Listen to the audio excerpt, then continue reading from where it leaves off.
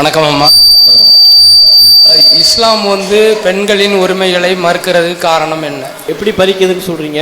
ஏதாவது ஒரு உதாரணம் சொல்லுங்க, புர்கா மூலமா. ஆமா சரி ஐயா, அவங்க என்ன கேட்குறாங்கன்னா, இஸ்லாம் பெண்களின் உரிமையை ஏன் பறிக்கின்றது அப்படின்னு கேட்குறாங்க. அப்போ எது மூலமா இப்படி சொல்றீங்க, ஏன் இஸ்லாத்தில் பெண்களின் உரிமை பறிக்கப்படுவதா சொல்றீங்கன்னு கேட்டால், முஸ்லீம் பெண்மணிகள் புர்கா அணிகிறாங்கல்ல, அது ஒரு உரிமை பறிப்பு தானே.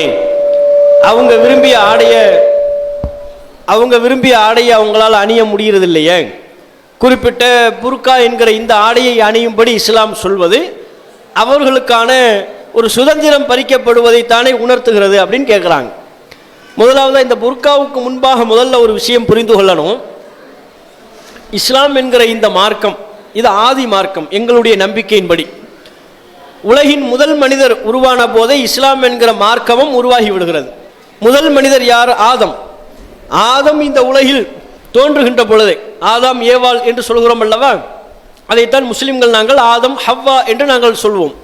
அப்போ ஆதாம் ஏவாள் அவர்களின் காலத்திலேயே இஸ்லாம் வந்துவிட்டது. அவர்கள் கடைபிடிப்பதற்காக இறைவன் சொன்ன மார்க்கம் தான் இஸ்லாம். அவர்கள் தம்முடைய பிள்ளைகளுக்கு இஸ்லாத்தை தான் சொன்னார்கள். அவர்களின் வழிவந்த நோவா அவரும் இஸ்லாத்தியை கடைபிடித்தார். மோசே இஸ்லாத்தியை கடைபிடித்தார். ஈசா என்கிற இயேசு அவரும் இஸ்லாத்தியை கடைபிடித்தார். இவர்களெல்லாம் இறைவனால் நியமிக்கப்பட்ட தூதர்கள். ஆதாம், நோவா, மோசே, இயேசு இவர்களெல்லாம் இறைவன் அல்ல, கடவுளர்கள் அல்ல, இறைவனால் தேர்வு செய்து அனுப்பப்பட்ட தூதர்கள். இது இஸ்லாம் எங்களுடைய நம்பிக்கை. அப்போ ஒவ்வொருவரும் இஸ்லாம் என்கிற இந்த மார்க்கத்தின் அம்சங்களையே கடைபிடித்தார்கள். அல்லாஹ் என்கிற இறைவனையே வணங்கினார்கள். இது எங்களுடைய ஒரு பிரதானமான நம்பிக்கை. இந்த நம்பிக்கையினுடைய தொடர்ச்சியாக ஆதாம், நோவா, மோசே, இயேசு இவர்களின் வழியில் வந்த இறுதி இறை தூதர் தான் முஹம்மது நபி ஸல்லல்லாஹு அலைஹி வஸல்லம். முஹம்மது நபி அவர்கள் முதல் இறை தூதர் அல்ல, அவங்க தூதர்களின் வரிசையில் வந்த இறுதி இறை தூதர். முஹம்மது நபிக்கு பிறகு இன்னொரு இறை தூதர் கிடையாது. அப்போ முகமது நபி அவர்களின் காலத்தில் இஸ்லாம் தோன்றவில்லை, அதற்கு முன்பே ஆதாமின் காலத்திலேயே இஸ்லாம் தோன்றிவிட்டது. முகமது அவர்கள் இஸ்லாமிய மார்க்கத்தின் பிரச்சாரங்களை முன்னெடுத்தார், மக்காவில் முன்னெடுத்தார். ஒவ்வொரு இறை தூதர் வாழ்ந்த காலமும் தேசமும் வேறுபட்டது. அது முகமது நபி அவர்களின் காலகட்டம் வேறுபட்டது, அவர்கள் வாழ்ந்த பூமி தேசம் வேறுபட்டது. அங்கே இஸ்லாத்தை எடுத்துரைத்தார். அதுதான் இப்போ நீங்கள் முகமது நபி காலத்திலிருந்து என்று இந்த சட்டங்கள் எடுத்துக்கொண்டால், குரான் என்கிற இறை வேதம் முகமது நபிக்கு தான் அருளப்பட்டது. முகமது நபிக்கு அருளப்பட்ட குரானில் பெண்களின் உரிமையை நிலைநாட்டக்கூடிய ஏராளமான வசனங்கள் இருக்கிறது. இந்த குரான் எப்போது அருளப்பட்டது? 1400 ஆண்டுகளுக்கு முன்பே அருளப்பட்டது. 1400 ஆண்டுகளுக்கு முந்தைய குரானில் பெண்களுக்கு ஏராளமான உரிமைகள் நிலைநாட்டப்பட்டிருக்கிறது. இஸ்லாத்தில் பெண்களுக்கு உரிமைகள் வழங்கப்படலை, பெண்கள் அடிமைப்படுத்தப்படுறாங்க, பெண்களுக்கு எந்த உரிமையும் இல்லை என்று சொல்லவே முடியாது. ஏராளமான உரிமைகள் இஸ்லாத்தில் பெண்களுக்கு சொல்லப்பட்டிருக்கிறது. இப்போதல்ல, இன்று நேற்று அல்ல, ஒரு 10 வருஷத்துக்கு முன்பு, 20 வருடத்திற்கு முன்பு அல்ல, 1400 ஆண்டுகளுக்கு முன்பே என்னென்ன உரிமைகள்லாம் பெண்களுக்கு இருக்கிறது ஒன்னொன்னாக நான் உங்களுக்கு நினைவூட்டலுக்காக வேண்டி சொல்றேன். முதலாவது, இஸ்லாமிய மார்க்கத்தில் பெண்களுக்கு அவர்களுக்கு சொத்துரிமை இஸ்லாம் வழங்குகிறது. கணவனின் சொத்தில் மனைவிக்கு பங்குண்டு, தந்தையின் சொத்தில் மகளுக்கு பங்கு இருக்கிறது. ஒவ்வொரு ஆணின் சொத்திலையும் பெண்களுக்கு எவ்வளவு பங்கு இருக்கிறது என்பது இஸ்லாத்தில் சொல்லப்பட்டிருக்கு. 1400 ஆண்டுகளுக்கு முன்பே இஸ்லாம் பெண்களுக்கு சொத்துரிமையை வழங்கிவிட்டது. இப்போ நீங்கள் பாருங்கள், இன்றைக்கு உள்ள காலகட்டத்தில் பெண்களுக்கு எப்போ சொத்துல உரிமை கொடுக்குறாங்க? பல்வேறு நபர்கள் கொடுப்பதில்லை. சொல்லப்போனால் சட்டத்தின் மூலமாக கொடுப்பது கூட, பெண்களுக்கு சொத்துல பங்கு கொடுக்கணும் என்கிற சட்டமே அண்மை காலத்தில் நிறைவேற்றப்பட்டதுதான். ஒரு 30-40 வருஷத்துக்கு முன்பு நிறைவேற்றப்பட்டதுதான். அப்போ அதுக்கு முன்பு பெண்களுக்கு சொத்துல பங்கு கொடுக்கணும் என்பது சட்டமாகவே இல்லை. அப்போ சட்டம் என்பது இப்போதுதான் ஒரு 50 வருஷத்திற்குள்ளாகத்தான் இயற்றப்படுகிறது என்றால், 1400 ஆண்டுகளுக்கு முன்பே பெண்களுக்கு சொத்தில் பங்கு கொடுக்க வேண்டும் என்பதை இஸ்லாம் கடமையாக்கி விட்டது. லிர்ரிஜாலி நசீபும் மிம்மா தரக்கல் வாலிதானி ஒல் அக்ரபூன் வலின் நிசாஇ நசீபும் மிம்மா தரக்கல் வாலிதானி ஒல் அக்ரபூன். சொத்து குறைவாக இருந்தாலும் அதிகமாக இருந்தாலும் பெற்றோர் விட்டு சென்ற சொத்தில் ஆண்களுக்கும் பங்கு இருக்கு, பெண்களுக்கும் பங்கு உண்டு என்று குர்ஆன் சொல்கிறது. அப்ப பெண்களுக்கும் சொத்தில் பங்கு கொடுக்கிறது. இது ஒரு உரிமை. ரெண்டாவது, திருமணம் செய்யக்கூடிய உரிமை எடுத்துக்கொள்ளுங்கள். திருமணம் பண்றதை பொறுத்தவரையும் இந்திய கலாச்சாரத்தில் ஒரு 50 வருஷத்துக்கு முன்பு வரையிலையும் என்ன நிலைமை இருந்துச்சு? பெண்கள்கிட்ட சம்மதமே கேட்க மாட்டாங்க. பெற்றோர்களாக பார்த்து ஒரு ஆணை கல்யாணம் பண்ணி வச்சிருவாங்க. குனிஞ்ச தலை நிமிரக்கூடாது அப்படின்னு சொல்லி வைப்பார்கள். அதுதான் இந்திய, குறிப்பா தமிழ்நாட்டின் கலாச்சாரத்தில் அப்படித்தான் இருந்தது. அந்த சட்டங்களை எல்லாம் உடைத்து இஸ்லாமிய மார்க்கம் 1400 ஆண்டுகளுக்கு முன்பே திருமணத்தில் மணமகனை தேர்வு செய்யக்கூடிய உரிமை பெண்களுக்கு உண்டு. பெண்ணு மணமகனை தேர்வு பண்ணலாம். ஒரு ஆண் எப்படி ஒரு பெண்ணை தேர்வு செய்கிறானோ அதுபோல் அதற்கு சமமா ஒரு பெண் தன்னுடைய தான் மணமுடிக்கவிருக்கக்கூடிய ஆணை தேர்வு செய்யலாம். மணமகனை தேர்வு செய்யக்கூடிய உரிமையை இஸ்லாம் பெண்களுக்கு வழங்குகிறது. விவாகரத்து உரிமை இஸ்லாம் கொடுக்குது. ஆண் விவாகரத்து செய்கிறான் அல்லவா, கோர்ட்டின் மூலமாக அவங்கவுங்க மத நம்பிக்கையின்படி, அதுபோல் பெண்களுக்கும் தன்னுடைய கணவனோடு சேர்ந்து வாழ பிடிக்கவில்லை, கணவன் நமக்கு தீங்கிழைக்கின்றான், இனி இந்த கணவனோடு சேர்ந்து வாழவே முடியாது என்கிற ஒரு நிலையை அடைந்து விட்டால் பெண்ணும் விவாகரத்து செய்யலாம். பெண்களுக்கு விவாகரத்து உரிமை இஸ்லாம் வழங்குகிறது. 1400 ஆண்டுகளுக்கு முன்பே இதையெல்லாம் இஸ்லாம் சாத்தியப்படுத்தியது. விவாகரத்து உரிமையை கொடுத்து இஸ்லாம் சாத்தியப்படுத்துது. கல்லானாலும் கணவன், புல்லானாலும் புருஷன், அதெல்லாம் இஸ்லாத்தில் இல்லை. கல்யாணம் பண்ணிட்டீங்க, பிரச்சனையா இருக்குது, 2 பேருக்கும் மனப்பொருத்தம் இல்லை, ரொம்ப சிரமப்படுத்துறாங்க, அப்படியா விவாகரத்தை நீங்கள் நாடி விடுங்கள். ஆண் விவாகரத்து செய்யலாம் என்பதைப் போலவே பெண்ணும் விவாகரத்து செய்யலாம் என்கிற உரிமை இஸ்லாம் 1400 ஆண்டுகளுக்கு முன்பே கொடுத்து விட்டது. மத பிரச்சாரங்கள் செய்யலாம், கல்வி கற்கலாம், அப்ப எல்லா விதமான உரிமையும் இஸ்லாத்தில் இருக்கிறது. எப்படி இதை அடிமைப்படுத்துதல்னு சொல்ல முடியும்? கல்வி கற்கிற உரிமை இருக்கிறது, வேத நூல்களை படிக்கலாம், அதற்கு உரிமை இருக்கிறது. கல்வி கற்று வேதத்தை படித்து அதை பிற மக்களுக்கு பிரச்சாரம் செய்யலாம். எப்படி ஆண்கள் பிரச்சாரம் செய்கிறார்களோ அதுபோல் பெண்களும் பிரச்சாரம் செய்யலாம். மத குருமார்களாக பெண்களும் பிரச்சாரம் செய்யலாம். அப்படிப்பட்ட உரிமையை இஸ்லாம் பெண்களுக்கு வழங்கியிருக்கிறது.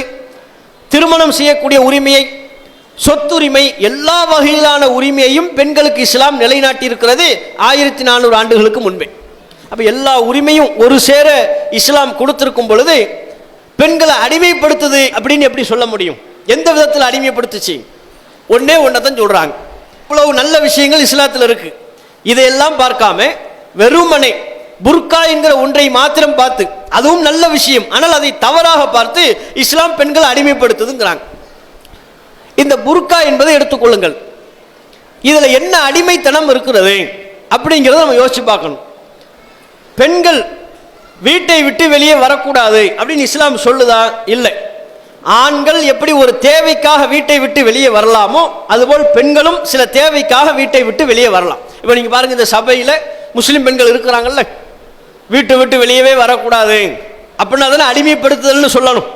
வீட்டை விட்டு வெளியே வராம வீட்டுக்குள்ளேயே பூட்டி வச்சா அடிமைப்படுத்துதல்னு சொல்லலாம். அப்படி இல்லையே, இது போன்ற நிகழ்ச்சிகளுக்கு வருகிறார்கள், ஆர்ப்பாட்டங்களுக்கு வருகிறார்கள், போராட்டங்களுக்கு வருகிறார்கள், அவர்களுடைய தேவைகளுக்காக வீட்டை விட்டு வெளியே செல்கிறார்கள். நல்ல நோக்கங்கள், தேவைகளுக்காக வீட்டை விட்டு தாராளமாக வெளியே போகலாம். அதுலேயும் அடிமைப்படுத்துதல் இல்லை. புர்காங்கிற ஆடை மாத்திரம் வைத்துக்கொண்டு அடிமைப்படுத்துதல்ங்கிறாங்க. ஆடை எப்படி அடிமைப்படுத்துதல் ஆகும்? ஒரு ஆணை விட ஒரு பெண்ணு கூடுதலாக ஆடை அணிந்து விட்டால் அது அடிமைப்படுத்துதல் ஆயிருமா? இப்போ நாம ட்ரெஸ் போட்டிருக்கிறோம், இதை விட கூடுதலாக பெண்கள் ட்ரெஸ் போட்டிருக்கிறாங்க, அதானே ஹிஜாப், அதானே புர்காங்கிறது. ஆணை விட கூடுதலாக பெண்கள் ஆடை அணிந்து விட்டால் அதற்கு பேர் அடிமைப்படுத்துதலா? அந்த கொஸ்டினை நீங்க கேட்டு பாருங்க. இப்போ நீங்க இதே மாதிரி மற்ற எல்லா நேரங்களையும் அப்படி முடிவெடுக்கிறமான இல்லை. இப்போ நீங்க உதாரணமா ஆண்களே சில நேரங்களில் கூடுதலான ட்ரெஸ் போடுறாங்க. ஒரு நீதிபதி எடுத்துக்கோங்க, அவர் நீதிபதி ஜட்ஜு சொல்லத்துக்கு, தீர்ப்பு சொல்லத்துக்கு வர்றாரு. ஜட்ஜு என்ன ட்ரெஸ் போட்டிருக்கு? நம்ம மாதிரி சாதாரண ட்ரெஸ்ஸாக போட்டிருக்கிறாரு. நம்மை விட கூடுதலான ஆடை அணிந்திருக்கிறாரா இல்லையா? நாம் அணிந்திருக்கிற பேண்ட்டு ஷர்ட்டு, அதற்கு மேலே ஒரு கோட்டு போடுறாரு, கருப்பு கலரில் ஒரு கோட்டு, கூடுதலான ட்ரெஸ்ஸு போட்டுட்டு தான் தீர்ப்பு சொல்ல வர்றாரு. அப்போ எந்த வக்கீலாவது ஜட்ஜை பார்த்து ஏன் இப்படி இந்த ட்ரெஸ்ஸு போட்டு உங்களை நீங்களே அடிமைப்படுத்துறீங்க, இந்த கோட்டை கழட்டுங்க அப்படின்னு சொன்னோமா? நம்ம அதை அடிமைப்படுத்துதெல்லாம் நம்ம நினைக்கவே இல்லை. அது ஒரு கூடுதல் ஆடை, அவங்களுடைய ப்ரொஃபஷனலுக்காக, அவங்களுடைய ஒரு தொழிலுக்காக, அவர்கள் செய்யக்கூடிய பணி நிமித்தமாக அந்த ஆடையை தேர்வு செய்திருக்கிறார்கள். அதுபோல மருத்துவர்கள் எடுத்துக்கொள்ளுங்கள், மருத்துவமனைக்கு போகிறோம், மருத்துவர்கள் அரைக்கால் டவுசர் போட்டுட்டா உட்காந்துட்டு இருக்கிறாங்க ஃப்ரீயா? அவங்க கூடுதலான ட்ரெஸ் போட்டு தானே இருக்கிறாங்க. அப்போ மருத்துவர்கள் கூடுதலாக ஆடை அணிந்தால் அதை நாம அடிமைப்படுத்துதல்னு சொல்றோமா? இல்லை. கூடுதலாக ஆடை அணிவதாலேயே அடிமைப்படுத்துதல் என்று ஆகிவிடாது. இந்த உலகத்தில் நடைமுறையில் வெவ்வேறு மக்கள் வெவ்வேறு நோக்கங்களுக்காக கூடுதலான ஆடை அணிகிறார்கள். காவல்துறையை சார்ந்தவர்கள் கூடுதலாக தான் ட்ரெஸ் போடுறாங்க. நார்மலாக இருக்கிற நம்மை விட கூடுதலாக ஆடை அணிகிறார்கள். ஒரு நீதிபதி கூடுதலாக ஆடை அணிகிறார், ஒரு மருத்துவர் கூடுதலாக ஆடை அணிகிறார். அதுபோல் ஒரு முஸ்லிம் பெண்மணி அவள் தன்னுடைய நம்பிக்கையின்படி கூடுதலாக ஆடை அணிகின்ற பொழுது, ஆணை விட கூடுதலாக ஆடை அணிகின்ற பொழுது அதுல நன்மை இருக்கா இல்லையா என்றுதான் பார்க்க வேண்டுமே ஒழிய கூடுதலாக ட்ரெஸ் போட்டதுனால எப்படி அடிமைப்படுத்துதலாம், அது இல்லை. அப்படி கிடையாது. இப்போ நீங்க இஸ்லாத்தில் பாருங்க, இஸ்லாமிய மார்க்கம் புர்கான் எதை சொல்லுதுன்னா அதை நம்ம விளங்கணும். இந்த கருப்பு கலர்ல உள்ள ட்ரெஸ்ஸை மட்டும்தான் இஸ்லாம் புர்கான்னு சொல்லலை. அது கருப்பு கலர்ல தான் இருக்கணுங்கிற அவசியம்லாம் இல்லை. இஸ்லாம் சொல்லக்கூடிய புர்காங்கிறது என்ன, பெண்களுக்கு சொல்லக்கூடிய புர்கா என்னன்னா, பெண்கள் அவங்க முகம் வெளியே தெரியணும், கை வெளியே தெரியணும், கால் பாதம் வெளியே தெரிய வேண்டும். இவை அல்லாத மற்ற பகுதிகளை மறைத்திருக்க வேண்டும். இதுதான் இஸ்லாம் சொல்லக்கூடிய புர்கா. முகம் வெளியே தெரிய வேண்டும், முகத்தை மறைக்கக்கூடாது, கை வெளியே தெரியணும், கால் பாதம் வெளியே தெரியணும். ஏனைய பகுதிகளை மறைத்து கவர் பண்ணணும், ஏனைய பகுதிகளை மறைத்து கொள்ளணும். ஏன்னா நமக்கு இயல்பாகவே தெரிகிறது, ஒரு ஆணின் உடலை விட பெண்ணின் உடல் என்பது கவர்ச்சிகரமானது தான். நம்ம வீட்டில் சம வயதுடைய ஒரு ஆண் பிள்ளையும் பெண் பிள்ளையும் இருக்கிறார்கள். 15 வயசு ஆண் பிள்ளையும் இருக்கிறார், பெண் பிள்ளையும் இருக்கிறார். ரெண்டு பேரையும் ஆடை விஷயத்தில் நம்ம சமமாக பார்ப்போமா அப்படின்னு யோசிச்சு பார்க்கணும். ஆடை விஷயத்தில் சமமாக பார்ப்போமா? ஆண் பிள்ளை ஒரு 15 வயசு ஆண் பிள்ளை அவர் வீட்டுக்கு வர்றாரு, மேல் சட்டையெல்லாம் கழட்டிக்கிட்டு மேலில் எந்த ஆடையும் இல்லாமல் உட்காந்து சாப்பிடுவார். தப்பு சொல்ல மாட்டோம், கண்டிக்க மாட்டோம். மேலே லேச ஒரு பனியனை மாத்திரம் அணிந்து கொண்டு வெளியே செல்வார், விளையாட போகிறேன் என்பார், அனுமதிப்போம், ஆண் பிள்ளையை அனுமதிப்போம். மேலாடை இல்லாமல் வெறும் அரைக்கால் டவுசரை போட்டு வீட்டுக்குள்ளே சுற்றி கொண்டிருந்தால் அனுமதிப்போம். அதுவே ஒரு பெண்ணுக்கு அனுமதிப்போமா? அதே 15 வயதுடைய ஒரு பெண் மேலாடை இல்லாமல் வீட்டுக்குள்ளே, நம்ம வீட்டில் தான் நம்ம உறவுகள் தான் இருக்கிறாங்க, மேலாடை இல்லாமல் ஒரு பெண் வீட்டுக்குள்ளே இருந்தால் அனுமதிப்போமா? நம்ம தான் இருக்கிறோம், பெற்ற தகப்பன் தான் இருக்கிறாரு, உடன் பிறந்த அண்ணன் தம்பி தான் இருக்கிறாங்க, அப்படி நம்ம பார்க்கறது இல்லை. பெண் என்றால் கூடுதலாக ஆடை தேவை என்பதை நாம் அனைவரும் நம்முடைய கலாச்சாரத்திலேயே கடைபிடித்துக் கொண்டிருக்கிறோம். இந்திய கலாச்சாரத்திலேயே அது ஒரு அம்சம், தமிழர்களின் கலாச்சாரத்திலேயே அது ஒரு அங்கம். ஆண்களை விட பெண்கள் கூடுதலான ஆடை அணிய வேண்டும் என்பது தமிழர்களின் கலாச்சாரத்தில் உள்ளது. அப்ப அனைவரும் நம்ம ஒப்புக்கொண்டிருக்கிறோம், ஏற்றுக்கொண்டிருக்கிறோம். ஆமா, நார்மலா உள்ள ட்ரெஸ் பத்தாது, பெண்களின் உடல் கவர்ச்சிகரமானது, அது யாரா இருந்தாலும் சரி கூடுதலாக ஆடை அணிய வேண்டும். அதைத்தான் நம்ம வீட்டில் கடைபிடிக்கிறோம். வீட்டில் கடைபிடிப்பதைத்தான் நாட்டிலையும் கடைபிடிக்க வேண்டும் என்று இஸ்லாம் சொல்லுது. நீங்க வெளியே போறீங்களா, உங்க முகம் வெளியே தெரியட்டும், கை காலு வெளியே தெரியட்டும், மற்ற பகுதிகளை மறைத்துக் கொள்ளுங்கள், தலையில ஒரு முக்காடை போட்டுக் கொள்ளுங்கள். இதான் புர்கா, இதான் பர்தா, இதான் ஹிஜாபு. இது குறிப்பிட்ட நிறத்தில் இருக்க வேண்டும் என்று இஸ்லாம் சொல்ல. கருப்பு கலர்ல தான் இருக்கணும் அப்படி இஸ்லாம் சொல்லல, பச்சை கலர்ல தான் இருக்கணும் அப்படி இஸ்லாம் சொல்லல, எந்த கலர்லையும் இருக்கலாம். இப்போ நீங்கள் பாருங்கள், நம்ம மறைந்த முதல்வர் ஜெயலலிதா அம்மையார் அவங்க எப்படி ட்ரெஸ் போட்டிருப்பாங்க? அவங்க ட்ரெஸ்ஸை பார்த்துருக்குறீங்களா? சினிமாவில் உள்ளதையெல்லாம் விட்டுருங்க, முதலமைச்சராக ஆகி பத்திரிகையாளர் சந்திப்பு, பேட்டிகள் என்று அவங்க வலம் வந்த நிலையில் அவங்க ஆடையை பார்த்தீங்கன்னு வைங்க, காலு கூட தெரியாது, கால் பாதமே தெரியாது, இதுவரை மறைச்சிருப்பாங்க. பச்சை கலரில் ஒரு பெரிய அடர் நிறத்தில் ஒரு சேலை அணிந்திருப்பார்கள், 2 கை தெரியும், தலை முகம் தெரியும், கால் கூட தெரியாது. மேலே தலையில் ஒரு முக்காடு போட்டு அதுக்கு பேர் தான் புர்கா. இதுக்கு பேர் அடிமைப்படுத்துதல். அப்போ ஜெயலலிதா அம்மையார் அவர்கள் அடிமைப்படுத்தக்கூடிய ஆடையை அணிஞ்சிருந்தாங்க. அவங்க அணிஞ்சிருந்தாங்கல்ல, முழுவதையும் மறைத்திருந்தார்கள், தலை மட்டும், தலை மேலே மட்டும் தெரிஞ்சல்லவா, அந்த மேலே ஒரு ஸ்கார்ஃப் போட்டாங்கன்னா புர்கா, அதுக்கு பேர் ஹிஜாப். அது எந்த நிறத்திலும் இருக்கலாம். இப்போ வாழ்ந்து கொண்டிருக்கிற மேற்கு வங்க முதல்வர் மம்தா பானர்ஜி அவங்க என்ன ட்ரெஸ் போட்டுட்டு இருக்கிறாங்க, எப்படி ட்ரெஸ் போடுறாங்க? முழுவதுமாக ஜெயலலிதா அம்மையார் அவர்களைப் போல முழுவதுமாக மறைத்துக் கொள்வார்கள். கை தெரியும், முகம் தெரியும், காலு தெரியும், அவ்வளவுதான். மற்ற எல்லா பகுதியும் மறைத்துக் கொள்வார்கள்.